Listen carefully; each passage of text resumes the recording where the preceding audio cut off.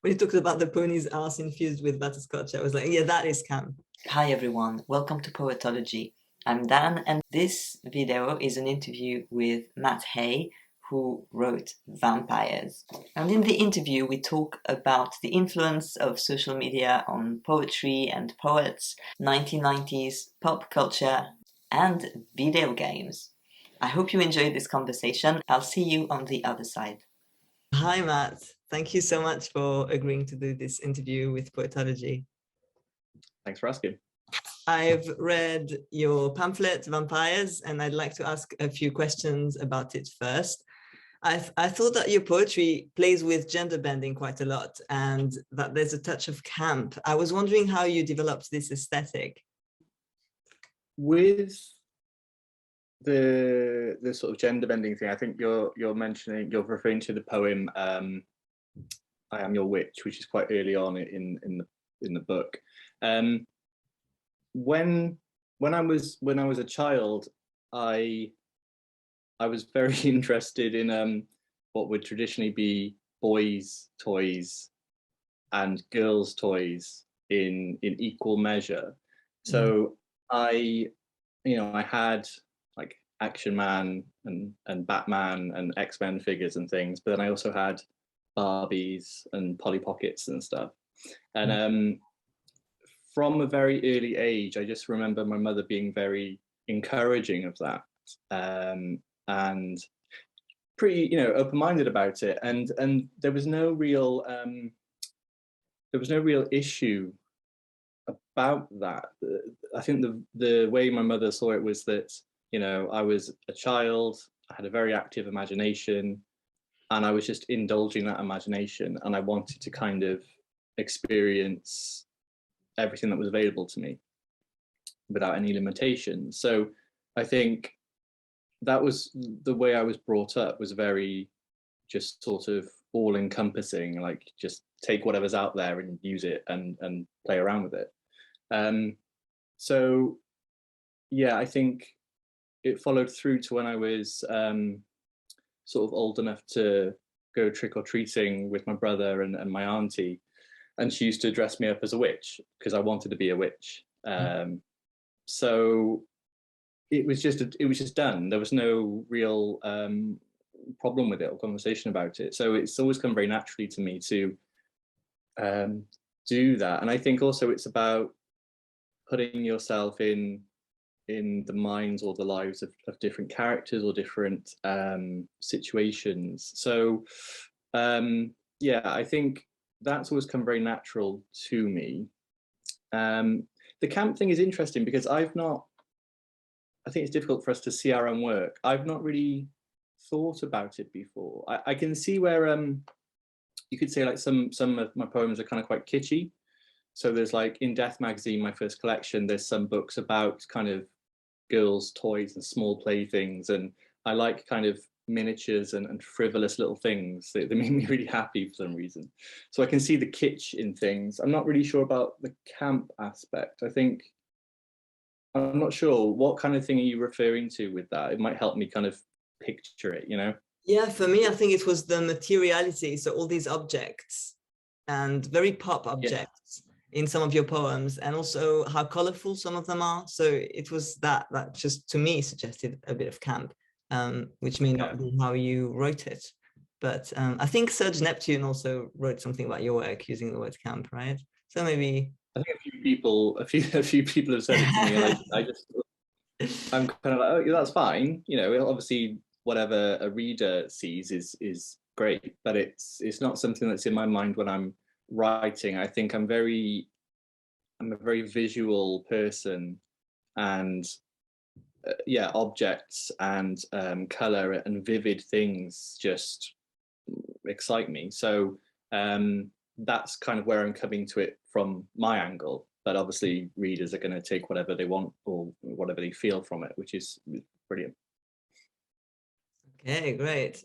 And another thing I like about your work, not just in Vampires, I think you've done it in other previous collections, like writing about video games. So sometimes some of your poems feature video games and other 1990s pop culture references.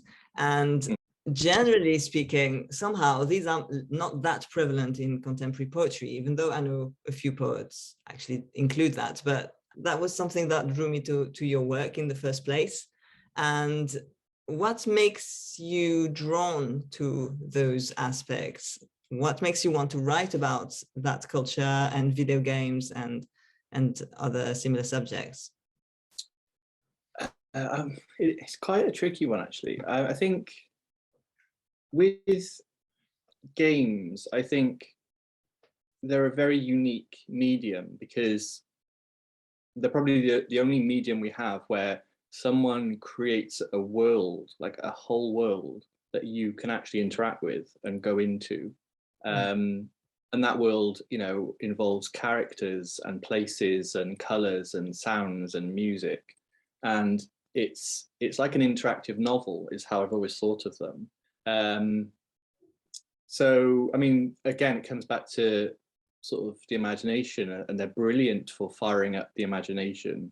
And there's something sort of, I find endlessly sort of beautiful, but also sad about a simulated world that you inhabit and you feel, but then ultimately it's not real. You know, it's a dream. It's like entering a dream. And I think they're great vehicles for poetry, that because they're structured, they have their own internal structures like poems do, and you know, they have parameters and they have their own way to play them, and I guess poems have their own way to read them and interpret them.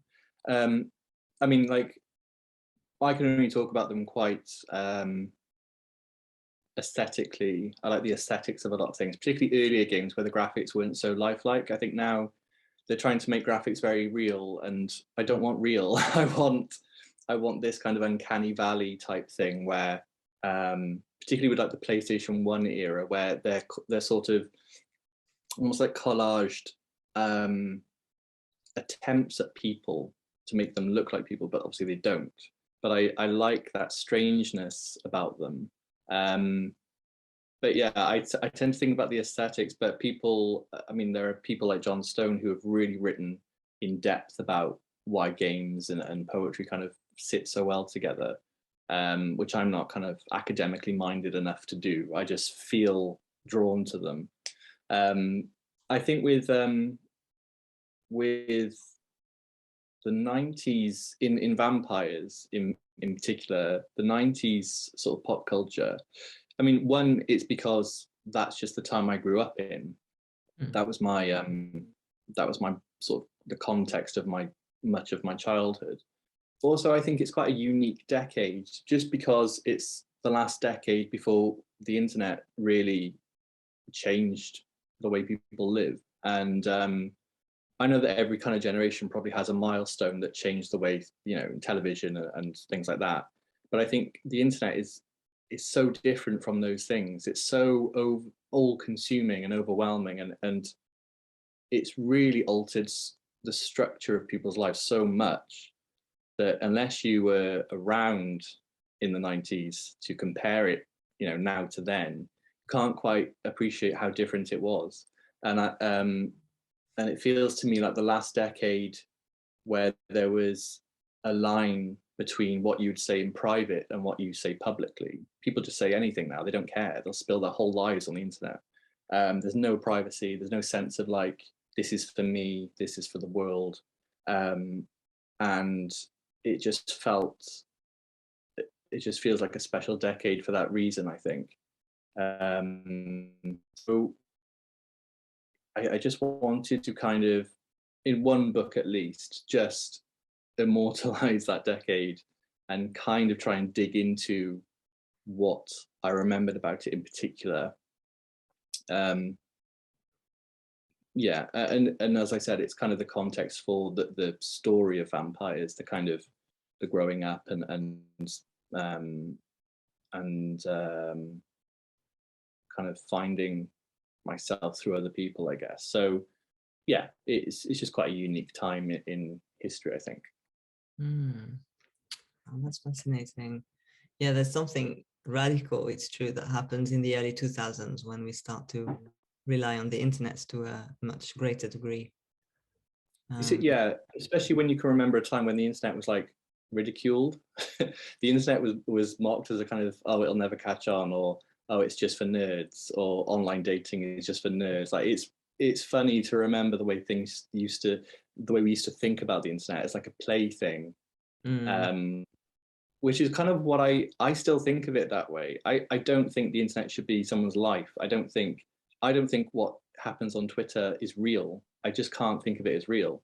And yeah, I prefer to think of it as like this tool, this thing, but not like how I'm conducting my whole life, which is the way particularly younger people growing up are living now. So yeah, there's definitely like a generational divide, I think, in terms of how we think of the internet.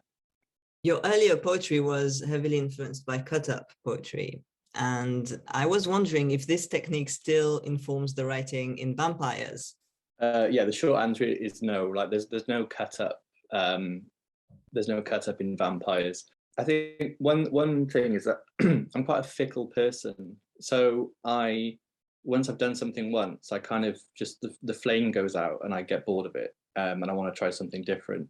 I mean, I might go back to cut up. I do think about it now and then, because it's a great way of, even if you don't use it ultimately to make the poem, it's a great way of starting to get ideas for a poem. But with Vampires, it was a different method. So what I did, because so much of it is kind of trying to dig into the past, what I did was to just try and put the front brain on hold and let the subconscious do the work. So initially I sat down and I just wrote a kind of stream of consciousness, almost like an autobiography.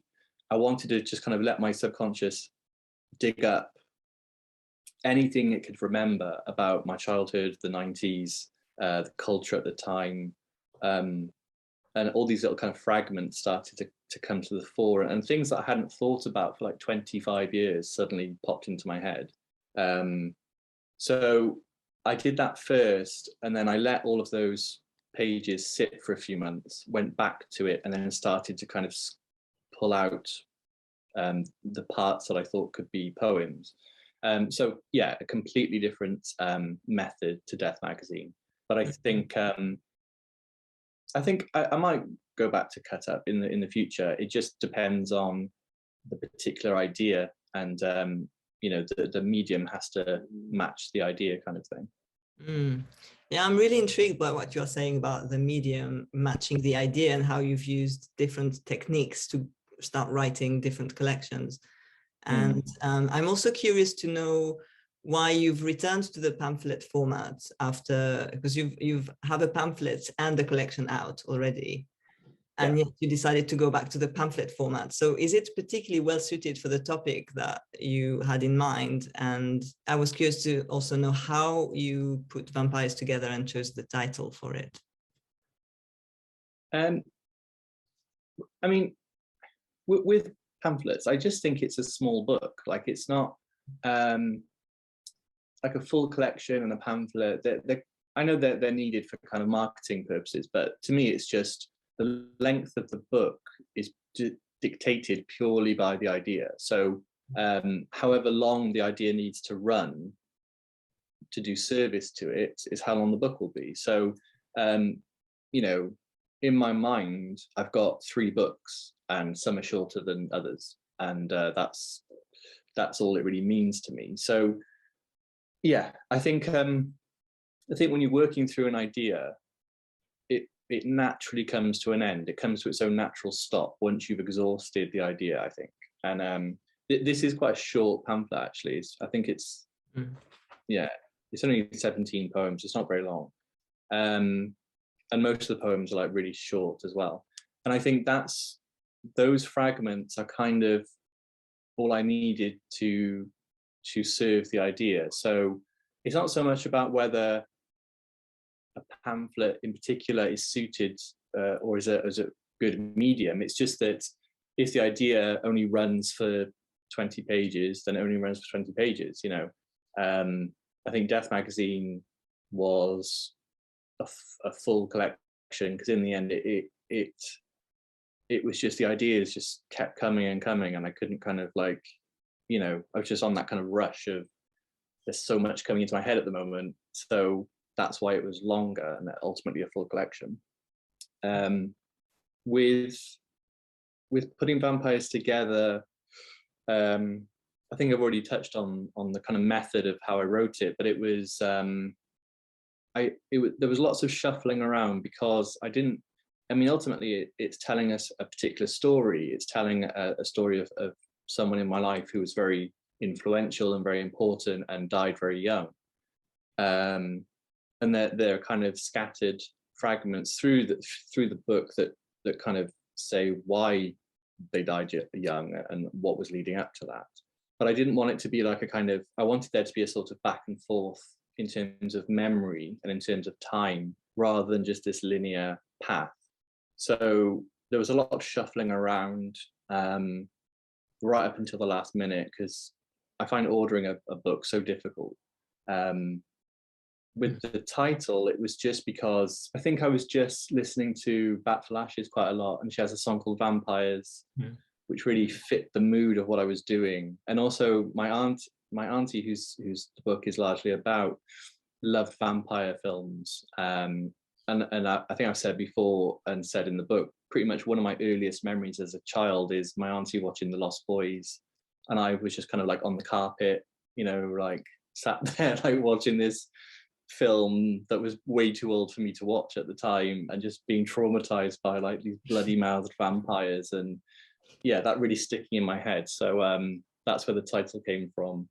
I don't know why, I just have this feeling that there's a bit of snobbery when you have titles like that, or when you have pop culture-y references or titles for things. I just get this feeling in the poetry world there's a little bit of like, oh, that's low art or something, you know. I don't know, that's just a feeling. I can't base it on anything, I just get this feeling. But yeah, that's how I got the title for it. No, that's great. And Death Magazine is an amazing title as well. Thanks. You've got very gothic titles. Yeah, I was never a goth, but I've got a gothic title. What would you like to see more of in contemporary poetry? I mean, I love things which are, for want of a better word, strange, you know, things that are outside the self. So they could be character driven or driven by the imagination, or something that is really delving into what the imagination can do. It's such a powerful tool. It's like a free gift we have as humans. Like, you can just imagine anything, there's no limits. Like, it's amazing, but I don't think people use it enough. I think there's a lot of just being stuck in the real world, and I don't like the real world much. So yeah, imagination has always been a brilliant escape for me, a brilliant tool for me. So yeah, just I mean, obviously everyone writes what they need to write, and I wouldn't want anyone telling me what to write, so I'm not going to tell anyone else what to write, but that's personally what I enjoy when I'm reading. I think social media does a lot, again, this is just personally how I kind of feel about things, it does a lot to dilute art forms in my head. I always feel like I'm being bombarded with things. So I mean, on Twitter there are so many people creating different things and writing poems and stuff, and I think this is just a problem with me. Like, if I go on Twitter or something, I instantly feel overwhelmed because there's so much stuff coming at you. So I don't know, I think it's actually had a weird impact on me, where I want to write less. I want to kind of retreat, because it feels very noisy at the moment, and there feels like a lot. It feels like, I mean, obviously Twitter isn't the real world, it's not the real poetry world, but it feels like going into a really crowded, really noisy room and sort of whispering and trying to get yourself heard. And I think it just has a really detrimental impact on my mental health and stuff. So I think maybe what I'm getting at is that maybe a lot of poets would feel better and do better to not put every single thought they have on Twitter. I think maybe a bit of quietness is a good thing, and And if you're not tweeting every single thing that's coming into your brain, you're probably actually formulating better ideas for poems, and you're reserving that energy and those thoughts for poems. So I think just yeah, a quieter social media would be nice, maybe. That's more of a tip, I think, more rather than what I want to see. It's more of a piece of advice. I just think the more time you're on Twitter, the more time you're on social media, the less you are writing and the less you are thinking about writing. So I know personally, I don't really post that much now, just because I think there's a great power in silence and thinking and letting yourself withdraw and just be quiet and think. I think that's really, really useful for artists. So yeah, that's kind of my roundabout way of answering the question. Thank you. And finally, can you please read a poem of your choice? Yes. I don't actually know what I'm going to read. I've been thinking about it. I don't know. I might read this one purely because one of the things I wanted to do with vampires is kind of like an image that kept recurring to me throughout the whole writing process. And it's that feeling of when you're a child and like the summer's coming to an end and you've got that kind of like, say you're at the beach or you're at like a fun fair or something and the sky is turning to that sort of peachy pink color and everything, there's like this really bittersweet pain in you. It's like, it's kind of a beautiful thing, but it's also an incredibly painful thing. And you've got all of that kind of going on in the mind of a child who is just far too young to understand any of it. And even now, like there's that particular sadness about summer coming to an end. So I wanted to read this one, which is called Desert Peach, just because it's kind of about that feeling. Belinda Carlisle in The Cold Sun. Beach sunset sets fire to plum sorbet hearts. Low tide lures 1,000 tears to the gut, the moon an orange bloom, the magnet singing to the soul's sodium. This is Americana's sun-bleached system, experience via the brain leafing through its movie archive. A kingdom is drawn around a carpet, belly down, eyes flicked up to the TV's moon. Certificate 18 meant nout, as Nan would say, so chromatic horror flickered in the tides of my face. Dusk holds hot magic, sodium through the lounge, cats turn on carpet, beached whale babies. Your movie paused at 20, you stopped going out. You lived via easy earth girls, plastic pearls, Americana's sun-bleached kingdom come to dust. In the Pantone book of color, death rubs shoulders with plum sorbet. Death is not glass or glacial. Glass is at least something. The shades fade from mint eyeshadow to banana split sundae. Your shade is the fun fair's pureed light. I hold in my mind the poles of you, the poster with Elvira's plum lipstick, the My Little Pony relic of God. How were you here and then not? How was the pony's arse infused with butterscotch? Leafing through the brain's archive, color is the first to go. The shade that blooms in the mind's tide is desert peach. How it swarmed you in summer, sodium sorbet turning cats to sand bodies. Your house of glass a liquid, oozing with the flow of light, 1,000 sun-bleached carpet weeds, 1,000 golden worms, tiger stripes in the haze. This is what the gut sings, a kingdom of rust, a bracelet of kids riding their bikes into sky. Taped to the cover of a magazine, an edible worm in a lolly, bronze curl suspended in a glass heart. I worked my tongue around it, licking and only eroding those edges of nothing. How the nothing shrank, dissolved, bringing the worm into focus. How the years after a death shrink, bringing you into prominence. Beautiful, thank you. Thanks very much. Yeah, thank you. I love the line, dusk holds hot magic. That feeling of just like, yeah, summer just making you feel so blurred and hazy and sleepy, and it's just, yeah, really magical time when you're a child, I think. All right, well, thank you so much.